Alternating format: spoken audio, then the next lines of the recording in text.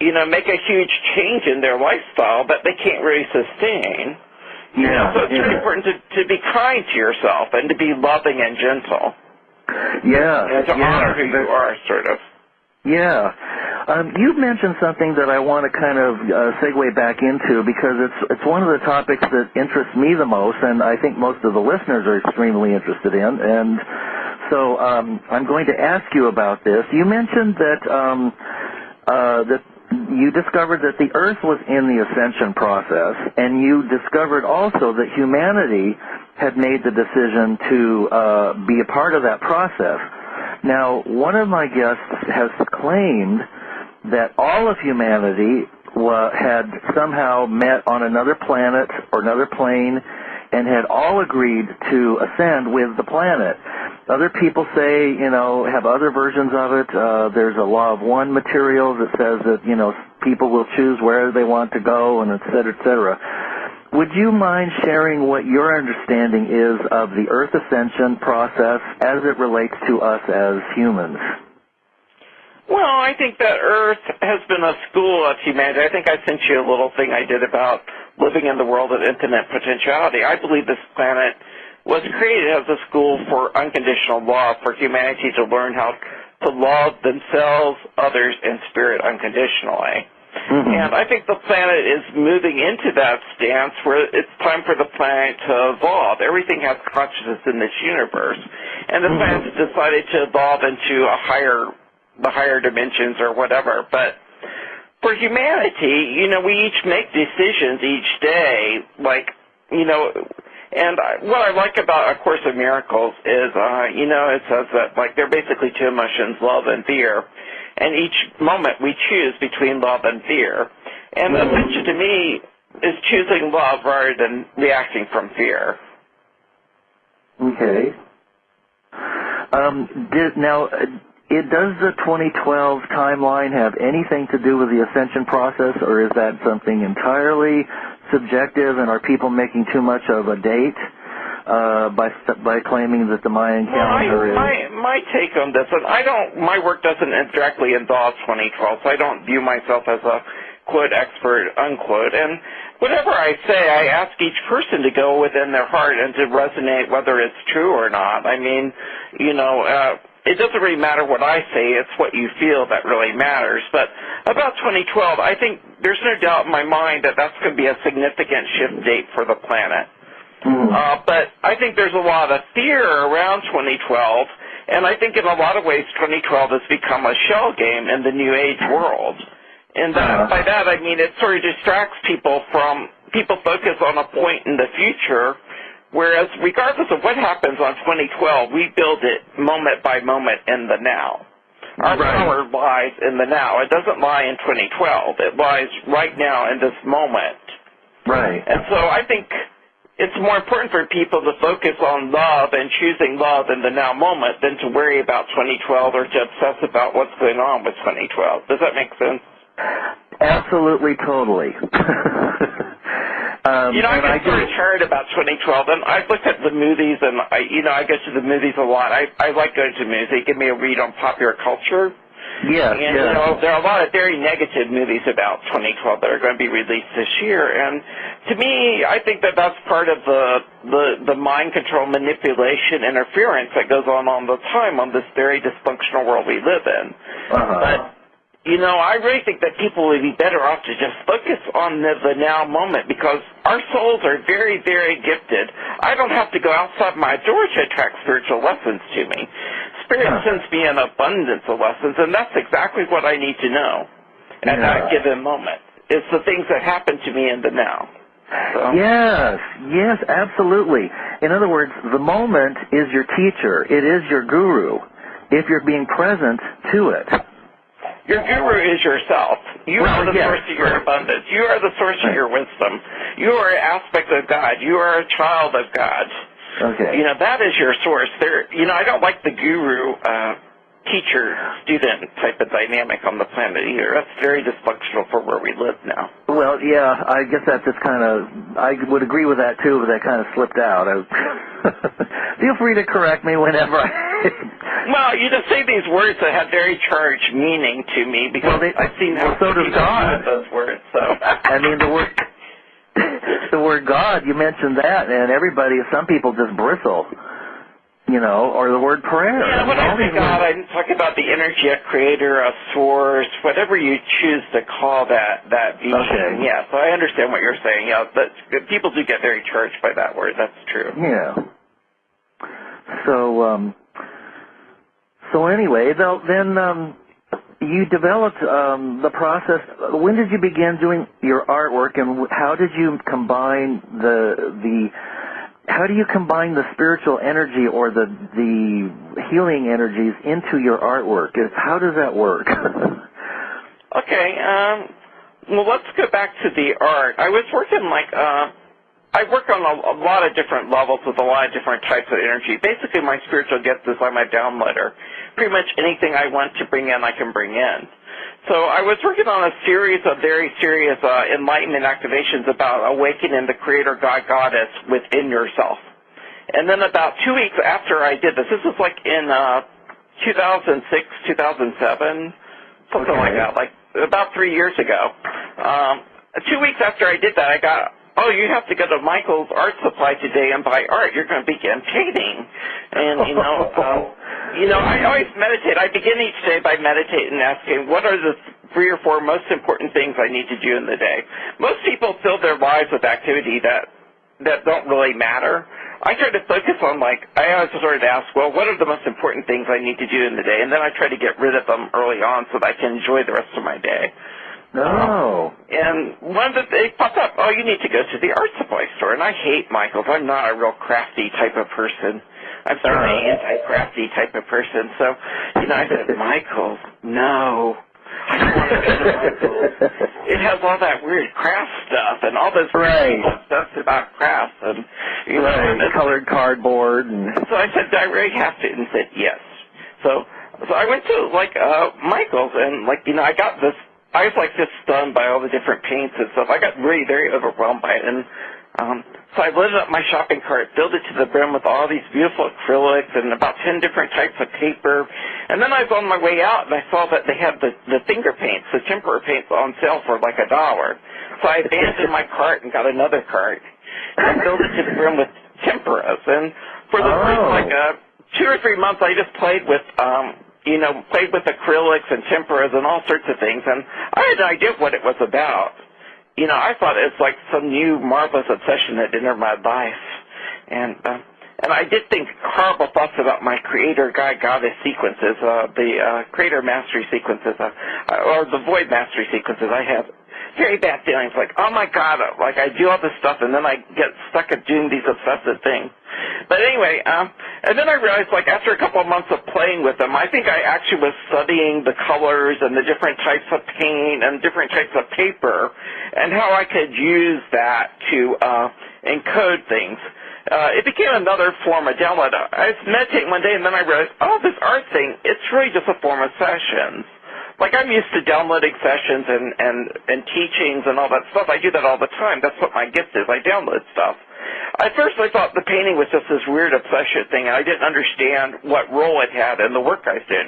And then I looked at it one day and I said, this is just another form of downloads. This isn't a picture. It's really a healing session that's disguised to look like a picture so people will accept it. And one of my favorite things is I hate explaining what I do, so I love the art because I don't have to explain it. I create, each image I create, I write a statement of intent on the back, and I give it a title, and I write intent, and then I get into sort of a clear, prayerful, meditative type of space. And then I just, I'm sort of in a trance-like state, I would say, and I have hundreds and hundreds of bottles of paint, and then I just grab the paint and create. And I love that moment of creating, and then once it's done, I want to move on to the next one because it's old history at that point. But does that answer your question? Yes, it does. It makes sense that words. A lot of people work with light and color and sound, and it makes sense that words are symbols for things, and they're not the thing themselves. So, well, yeah, colors are very healing. There's a lot of different types of healing that comes through in them. One is the statement of the tint, and then the colors themselves have certain healing properties. And the guides, like councils I work with, have sort of imbued the paints I work with multidimensional, higher dimensional healing energies. You know, all the paint I get, like every time I create a new line of pictures or something, I end up going to the paint store. And as I look at the different paints, I can almost see, like, you know, the guys at councils I'm working with, or look at the energies I'm bringing forth and then trying to match them with the energies of the paint. And then the paper I use, it took me a while to find the exact right paper, and, you know, so that's one level of healing. And then as people look at the images, a lot of the images people really like, they're already strong in energetically, or the ones they're really drawn to are ones that they're working on those areas. The ones that people don't like usually means that they are in opposition. Their consciousness is in opposition to the images. So when they look at the images, it brings up stuff to be healed, cleared, and released in themselves. So there's a lot of different ways that healing is done in images. And as you know, I'm beginning to create a whole series of books around the images. Because it feels to me like that's one of the easiest ways to shift people. You don't really have to do anything. I really think the future of healing on this planet is coming in through things like art, things like music, and like I went to like our art exhibit in St. Pete like a couple months ago, and there's so many beautiful glass artists, and almost all of them I look at are like heart healers, what I call heart paradigm healers. They're people who are helping people connect with their heart, with the love in their heart through the art and through glass. There's some really beautiful healing work being done through glass, and a lot of them are totally oblivious to, you know, that healing nature of the work that they're doing. Very interesting. Wow. Now, you mentioned higher dimensions and so on. Can you help us to grasp a little bit more clearly your own understanding of what higher dimensions are and who is actually talking or communicating through those dimensions to us? Well, I guess that's a very individual question. It really depends on who you're talking to or not talking to. I guess the way I view it is we are aspects of source creation, and I guess how I view it is I view my journey really as a journey of alignment with what I call the highest level aspect of my monad, which is the soul, what I call the soul of my soul. And I think that that aspect of ourselves exists in very, very, very high dimensions. And then, like, we try to bring in that energy or align our energies with that energy to the extent we can in a physical body on a 3D type of world like Gaia is. Does that help? Yes, it does. That makes sense. And of course, if the Earth is shifting in dimension, then that would indicate that these are times when there's going to be some disturbance in the force as we experience that shift with her, if I'm not mistaken. Yes, absolutely. As the planet evolves and moves into more love, everything that is against love pops up to the surface to be healed, cleared, released. That's what's going on a lot in the world right now, the financial chaos. Like, I really do the stock markets and the gold, silver, commodities sort of markets as indexes of planetary fear at this point. You know, and, you know, someone who teaches about abundance and works with abundance, I do find that it's so interesting that 40% of the world's wealth vanished in, you know, 6 months. And what does that tell us about how we really value wealth? Or anyway, but that's a side note.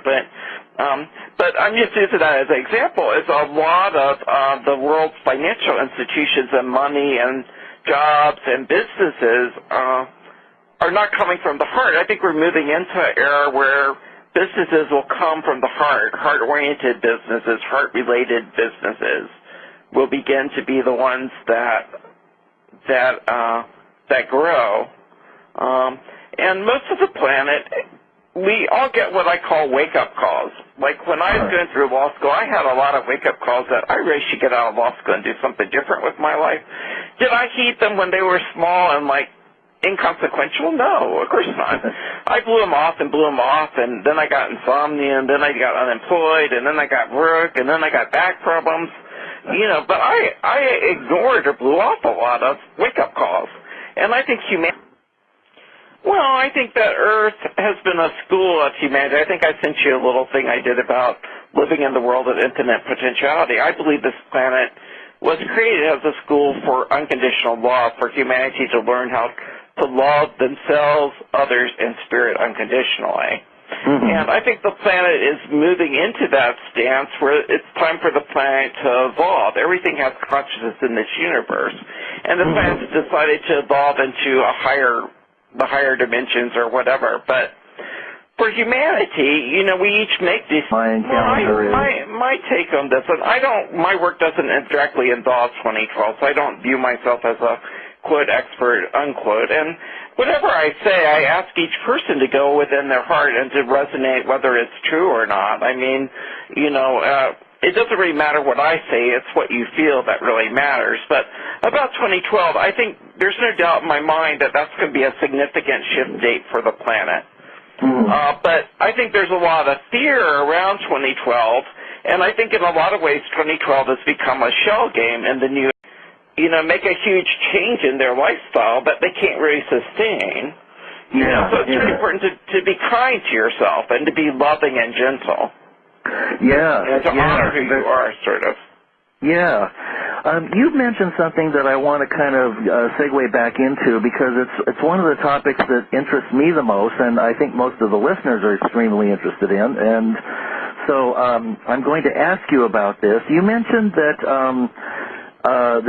you discovered that the Earth was in the ascension process, and you discovered also that decisions each day, and what I like about A Course in Miracles is, it says that, they're basically two emotions, love and fear, and each moment we choose between love and fear.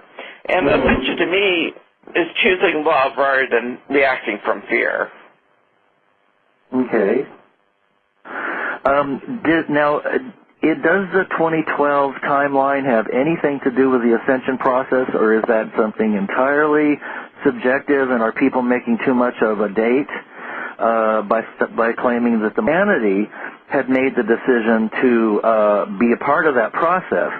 Now, one of my guests has claimed that all of humanity had somehow met on another planet or another plane and had all agreed to ascend with the planet. Other people say, have other versions of it. There's a law of one material that says that, people will choose where they want to go, and et cetera, et cetera.